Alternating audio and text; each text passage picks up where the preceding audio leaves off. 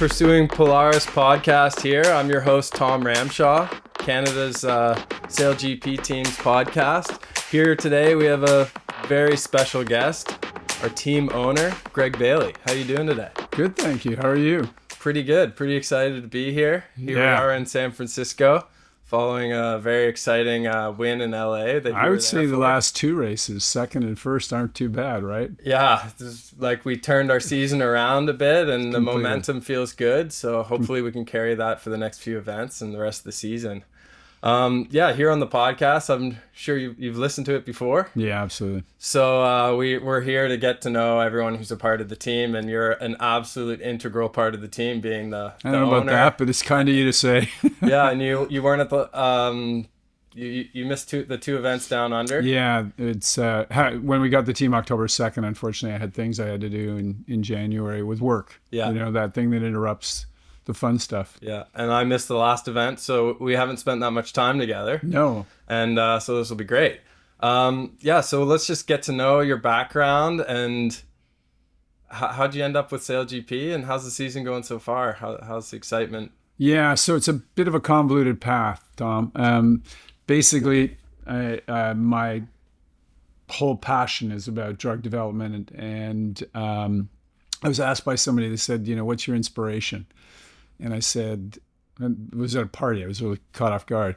And I said, I'm lucky. I'm blessed. I get to work with some of the smartest scientists in the world. And if we execute and we do the things right, we give humanity a gift, which is a drug that treats prostate cancer or migraine, or the latest group, juvenescence, which is also on the boat, the opportunity to create drugs that have the potential to slow or halt aging.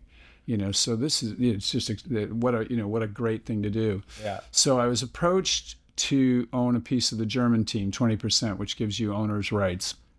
And when I was going through the process, somebody said, "Oh, by the way, you're Canadian." I said, "Yeah, I'm Canadian." They said, "Well, we're about to stop the Canadian team because there's no one investing in it.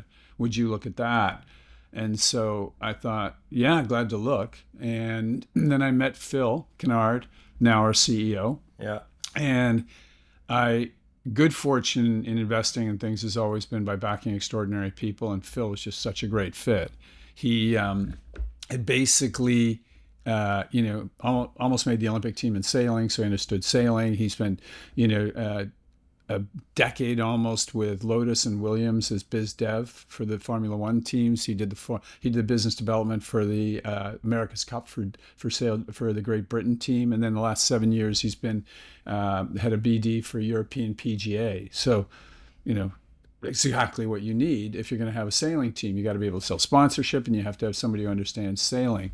So that was the turning point, and I thought, this works. And the idea for me, the reason I did it was because I'm not a sailor, was to sustain the Canadian team, being Canadian. But secondarily, there's this great opportunity for me to meet people in that environment who wouldn't normally invest in biotech and convince them to invest. And if they invest in biotech, the more money that comes in, the faster we get cures, the faster we get treatments, the faster we get preventative medicines. My major passion right now is preventative medicines. Medicines that prevent you from getting heart disease, prevent you from getting neurological disease, because then you'll live longer healthy. So you're looking at the team as a business opportunity to promote your passion, being the longevity, medications, and lifestyle, I suppose, as well. Yeah, I mean, obviously it's fun, and particularly when you win.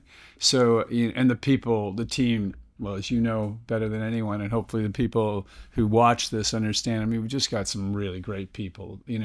I'm delighted to see there's no ego. Everybody seems to, be working together as a team to win. So that's fantastic. And that's why I was so excited for the team last week. Yeah. And proud. It's a pretty special group. I mean, yeah, it's like a little family we have, and we come meet in different places around the world and make the magic happen. And how's it compared to other teams you've been on? Is it similar, or? I just think we have to work to be good. We have to work a lot closer with each other, get closer, be more vulnerable, drop the ego, and make sure whatever you're doing as an individual is putting the team first. And there's no like, oh, I'm really good at this, so I should be doing that. It's what's best for the team, and that's what makes our team special, I think, is everyone's kind of on board for the same goal, and we all get along well. So excuse the pun. It works. Yeah, it works pretty well. Yeah.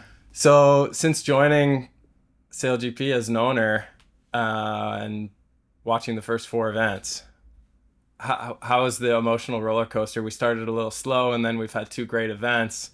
How did you feel? What were you thinking about your investment, and how did that all feel during that first part of the season? Rightly or wrongly, I don't sort of think about this as an investment. I think about this as an opportunity. Yeah. And an opportunity not only for the team members to realize their goals and even extend beyond it, because I'd love to see somebody from the team work with Weekend Foil to help them grow their business and the opportunity, but also to see everybody achieve personally, and if they decide to go into a different field, to help them do that. But as far as the roller coasters, so as the first Dubai race, we're in 3rd place on the first day, and then we didn't do very well on the second day, and then we found out we had a problem with the pulley and the steering system. Yeah, that's my understanding. And so that was no indication of the quality of the team that we dropped to 8th place. It was simply equipment failure. The next race, New Zealand, Billy, our flight controller, gets hit by a wave and is hospitalized, and suddenly that puts us at a disadvantage. Yeah. So it was amazing to see both Australia and LA. We finally had the team intact and healthy and the equipment working, and how well we could do. So to your point about the roller coaster, absolutely, it was interesting, and I don't mean to make excuses, because this happens to every team, but you realize we were going to have a difficult time to do really well in New Zealand or Dubai because of what transpired. And then first race of Los Angeles, we got cut off and we're dead in the water at the start line. Yeah. And we're in 11th place, and I literally thought the boat was broken again. I'm like, oh my God, no, this can't be happening, after this. And then obviously the team came back, and I think we finished 2nd in that race, which was just outstanding. So yeah, you're watching the roller coaster. Now I'm not quite as emotional as Phil, because Phil, I thought, was, he's interesting to watch during a race. Yeah, he's very intense, and his heart's really in it. He's feeling it. Yeah. Well, that's cool. Yeah, so I guess those first 2 events, it's not that we had an excuse, but there was factors that you can put it into perspective and be like, actually, we're a good team. We're chipping away, indicative of how good the team is. Exactly. When you have a problem with the steering column, or you lose a key member of the team. Yeah, absolutely. That Auckland event was specifically tough there, to have to watch the other boats race and we're on the sideline. Yeah, that's well, anyway, the season's been turned around somewhat, and there's still a long way to go, but it's pretty exciting. Yes, 100%.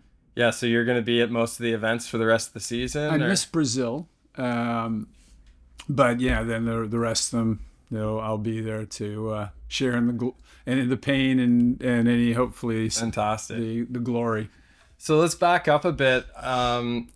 You're obviously, a big part of your career has been developing drugs, life-saving drugs. Can you just tell us how you got into that and a bit more background on your career? And sure. You grew up in Toronto, I understand? I did. Yeah, so Toronto, and then I went to a Canadian university, University of Western Ontario in London, Ontario. And then I did emergency medicine, and for those on the other side of the Atlantic, A&E for 10 years. I was always doing business, because when you're doing emergency medicine, you're only allowed to work 40 hours. That gives you 128 hours to do other things, including sleep. And so you sort of come out of med school a workaholic. So then I started doing business things, got a bit of a reputation in Toronto as a medical doctor, had some business acumen, and that was a slippery slope. Yeah, fair enough. And then I've had the amazingly good fortune of working with extraordinary people in drug development, at both the first company, Medivation, the second one, Biohaven, and they were able to execute. So they created our first company, Medivation, created the #1 drug in the world for prostate cancer. The second company is still going, but it was able to create and sell a drug to Pfizer, which is probably going to be the #1 drug in its class for migraine. And for people who watch television in the U.S., Lady Gaga is acting in and directing the commercials because the drug works so well for her. Oh, wow. Yeah. So that's what you've been doing most of your career then, is working with these... Either emergency medicine, 10 years, or now 20 years in drug development. Yeah. So your passion, I guess I have some more questions about the longevity and health Funny that. of yeah, and most of the viewing audience probably. As an athlete, you get very into health naturally. You just optimizing your body as your tool for, competing in a sport. So I kind of wanted to ask, what are, like, in your lifestyle, what are the three most important things just for being super healthy, from your perspective? I think most people are acutely aware. Walter Bortz, who's the head of gerontology at Stanford, here we're in San Francisco, he had a mathematical formula for how long you'd live. Yeah. 15 is genes. Most people think it's much higher, but we know from twin studies it's actually probably 15 to 20% of how long you live. Yeah. More is the lifestyle things. Having said that, there is outliers. There's certain genes that will allow you to live longer, and if you have them, you're blessed, and it's more than 15. He says 25% is lifestyle. If you're in a loving family, if you're respected, if you have a sense of purpose, you live longer. If you're happy, if you're climbing, ice cliffs without a rope, not so much. So there's things you can do there. This is where I disagree, respectively, for Professor Bortz, and that is, he said that 60% was fitness. And I said to him, I'd said at least 25% is nutrition. So I would say the number one thing you can do, Walter says that if you're fit mentally and physically, you decline at 0.5% a year, unfit 2% a year. That's a huge delta, obviously 4x. So fitness, number one. Number two, nutrition. Number three is probably sleep. Okay. If you gave me three. Nice. Well, I think most of us on our team definitely prioritize those things. Yeah. I don't hear anyone on our team being like, oh yeah, sub 6 hours, I feel great. Yeah. They understand it, and we're trying to get our healthy meals, and certainly everyone's pretty obsessive in the gym, and fitness and activities around sailing. I'll give you an interesting quote on Matthew Walker, who's written like 6 or 7, I'm probably underestimating, books on sleep, and is probably one of the top sleep experts in the world. I've seen him on a podcast before. Yeah, he was at an event I was at, and he went out and got in front of the crowd, and he goes, "Testicles!" And you can see everybody in the crowd looking at each other, because they knew he was a sleep guy. And he goes, if you're sleeping less than 5 hours, your testicles will shrink by 30%. He had the attention of most people. Yeah, that would motivate a lot of men, I'd imagine. It was focused. And he said, for women, you see a similar thing. And again, there are outliers who can get away with 4 hours sleep, but generally you want to be over 5 and ideally 7 to 8. Nice. So is bringing that kind of lifestyle and passion into SailGP, how do you work that relationship of... Dubai, I walked in and in the team room, as you know, we have the snacks. Yeah. And I was like, wait a minute. Where's the blueberries? Where's the carrots? Where's the celery? Yeah. So, and Becky, who works with us and does an outstanding job, next day we had like blueberries, raspberries, stuff like that. Little veggie platter. A little veggie platter. But, and this week, but unfortunately we got caught up with meetings regarding the league.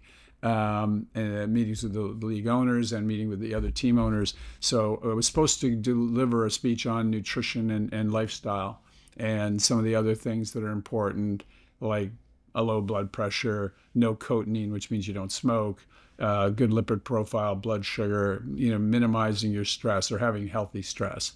But we'll do that next race. So hopefully I can bring the knowledge of working with the top scientists, anti-aging scientists in the world to the team. And the Canadian team is the health and wellness team. That's our real focus and point of differentiation with sponsors. So if we were approached by an alcohol brand, we won't do it unless they want us to promote their zero alcohol. Yeah. Because then I'd be very supportive. I've seen more zero alcohol sponsorship within sport, probably because that's a better product market fit for that kind of sponsorship. So that makes sense. Yeah, it's counterintuitive for you to be running trying to promote your team as a health and wellness team, and then be promoting alcohol or cigarettes. Yeah, it's interesting.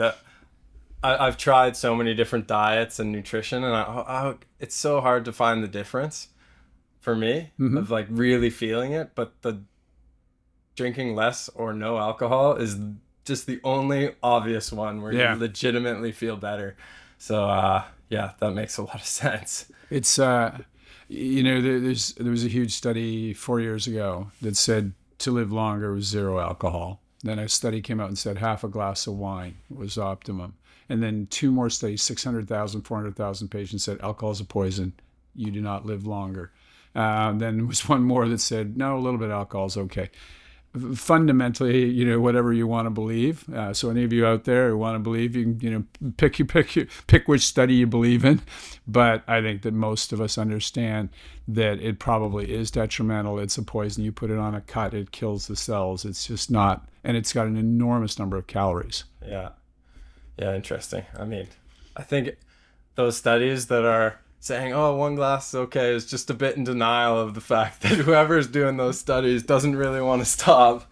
Well, there's also correlating factors. Most people don't drink alone, you know, so if you're drinking a glass of wine, you're usually doing it with people, you know, so is it actually the alcohol or the fact that you're very social? Yeah, true. You know, and we know that social things definitely increase longevity. Yeah, interesting. That I think a lot of people would go straight to the very objective, you know, things that they can control, but the social part is you know, so important. Yeah. No, it's huge for living longer. Number one way to live through 100 is to be happy. Number one thing that determines whether you live longer is education. Number 2 is money. Yeah, interesting. So let's bring it back a bit to sailing. Now that you're have you done much sailing? You weren't a sailor before, but now that you're on a sailing team, have you haven't been on the boat yet. You haven't been on the boat yet? I haven't had the initiation of being dunked and making sure I can use the equipment properly. Are you looking forward to doing that? Yeah, absolutely. You know, that's going to be extraordinary. It'll be a big step up from my days as a kid sailing sunfish. And windsurfing. You did that. Nice. Yeah. Windsurfing. So are you interested in doing a little bit of other sailing on the side to just get into the sport, or is it, I don't know. I'm definitely time constrained. Yeah, of course. I have a few balls in the air. Yeah, fair enough. So bringing it back into Canada, we have the Weekend Foil program and trying to, you know, grow the sailing scene in Canada in a healthy way, and, you know, have more Canadians do sailing as not just a passion, but careers and whatnot. So how are you looking at that program, and what's the goal for long term? So hats off to Weekend Foil. You know, this is a great group. If you're not involved, you should definitely look at this. It's a great way to be initiated to the sport. You know, not only, you know, in a sailing capacity, but also in the new boards that go up on foils, like surfboards, the wave and et cetera, the boards. I think there's a great opportunity for members or members of the Canadian team to get involved with them, to really use Weekend Foil to create accreditation, to work with hotels, to have, you know, if you go to a luxury hotel or any hotel, that you can, you know, take a board out in the same way you can take a windsurfer out at a beach hotel. So I think that's a great opportunity. That obviously will be getting more people getting comfortable with boards, getting comfortable with the sport, and understanding the intricacies of the sport, which is huge to create viewership. So very supportive of that. Phil and Jen Hall, who's working with us very closely and an integral member of the team, are talking about potentially creating a show where we, in Canada, where almost like Britain's Got Talent, Canada's Got Talent, you know, where you actually, you know, use that as a way to test people's skills and integrate them into the sport. So we're trying to be really creative. And these podcasts, and hats off to you. Oh, thank you. You know, also, I think, play a role to inspire people to do this. Yeah. Well, that's awesome. Yeah, I would like to, I mean, I grew up sailing in Canada. I did the Olympic route. Right. And that was really the only route that you would, you know, as a teenager see as an option, or the only one I saw. And I think it was at the time. Now we have this team, we have Weekend Foil, we have a lot more. So I think there's a lot of potential to grow, and we got to do more as a team to promote that. Yeah. I'm counting on you guys to be spokesperson. Yeah. Because of your fitness regime, the nutrition, you know, as you said, you've tried multiple nutrition routines, and I'm sure you've tried various fitness routines, you know, and the more that you can reach out to people, because it is extraordinary, how many people are not fit in Canada, mildly overweight, obese, and this is tractable. You can do things to completely change that. So, you guys should be role models. You should promote the fitness, the nutrition, but also, promote the sailing. Yeah. With Weekend Foil, it's an easy opportunity for you to show up and inspire some kids, because now there are multiple routes. Yeah, for me, my lifestyle, of course, I'm into fitness, and I do go to the gym a lot, actually. But my favorite fitness is, as you say, on the boards. Yeah. Going wing foiling, and to me, it's like the best fitness. It brings me the happiest, so that's important. Yeah. And so, and I was speaking to some friends who wing foil in Canada, and I was asking, are there any wing foil events that have been organized yet? And there's not. Not that there's an opportunity for you, Tom. Know of, or I know of. So we're like, we should get something together, and because I want to see more people do the sport, because I love it so much. I think a lot of people would love it. It's special. And that I've tried. Not good yet, but we'll get there. Yeah, being out on a board floating above the water, it's magical. Yeah, it's a pretty magical feeling. Sailing on an F50 as well is, but that's not realistic for a lot of people. And being on a board that costs a few $1,000s, and you're in, and it's challenging the first month you're doing it, but after you get going, it's addictive. It's good fitness. You get in, you definitely have a smile on your face when you're done. So it's pretty special. We gotta get you more onto that. And you've got to start the Uber of boards, so that people can do right instead of putting exactly. It is expensive. That they basically you can just take a board for an hour. Yeah. And so that more people can do it. And I think that the more you can get to run the competition is great, because that obviously inspires people. Just if it's bragging rights between two high school friends. Yeah. I'm way better at this than you are. And it's an easy probably event to create. Yeah. I would just sailing and being on the water has brought such a nice life for all of us involved with the team. Yeah. In this league, and I just would like to see that go into Canada more. So we appreciate your support very much. Well, it's good to have a Canadian team, because that, I think, again, gives a young person the opportunity to say, that's where I'm headed. I want to be that driver. I want to be the wing trimmer. Yeah, it's changed the outlook of sailing in Canada by a huge amount, I believe. So, yeah, it's exciting times in Canada. So we very much appreciate you being on board with us. The last season, when we were unknown, as you say, you heard about the Canadian team as a team that might be being dropped. It was definitely being dropped, and they dropped the Canadian event, unfortunately, for us this year. Yeah, that was very stressful. But next year we have an event. Yeah, so we very much appreciate you coming around, and I appreciate you guys helping us out, and hope we can bring you a nice, for all of some you, nice results and do it well. And a thank you for doing these, because I know this takes time out of your day, because I think it's very important that people here meet the team, understand who they are. The more we have humanizing the team, and they realize, Billy's idiosyncrasies and his, quick reflexes, and Giles's Zen mood, and Annie and CJ and Jerice and Georgia, and just the more they become real people, the more you're going to feel, you'll be interested to see how they do. So this is a great opportunity. Thank you for doing it. Of course. Well, I think, wasn't the starting a team podcast your idea? Yeah, it was. Nice. Oh, that's a good idea, because the short video clips, the way people consume information these days, it's hard to really get to know everyone. So it's been nice to have this platform, and podcast is a popular way to consume information and learn. So. And at your leisure and your timing. Yeah, so thanks for the great idea, and I appreciate it. It's great to Dude, have a good run this weekend. Yeah, thanks for Canada.